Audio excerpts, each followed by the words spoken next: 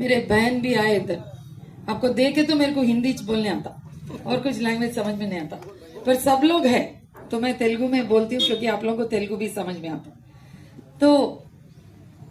ఏదైతే మీరు బాధ్యత పెట్టి ఇక్కడ మనని పెద్దల సహకారంతో నన్ను మీరందరూ ఎమ్మెల్యే చేసినారో, మరి ప్రజాప్రతినిధి కోదాడు ప్రజాప్రతినిధిగా మా బాధ్యతగా గెలిచిన 2 ఏండ్లలో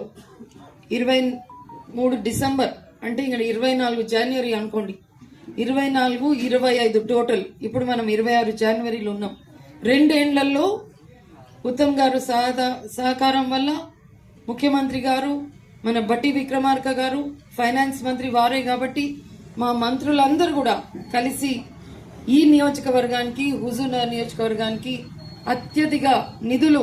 ఇవ్వడం కూడా నా ప్రజల తరఫున వారికి మరొకసారి నేను ధన్యవాదాలు తెలియజేస్తున్నాను. ఒక ఎమ్మెల్యే బాధ్యతగా నిధులు తీసుకురావాలి, మన నియోజకవర్గం డెవలప్ చేయాలని ఏ ఉద్దేశంతో మీరు హస్తం గుర్తుకు ఓటేసి నన్ను గెలిపించినరో అదే ఉద్దేశంతో దాదాపు కోదాడికి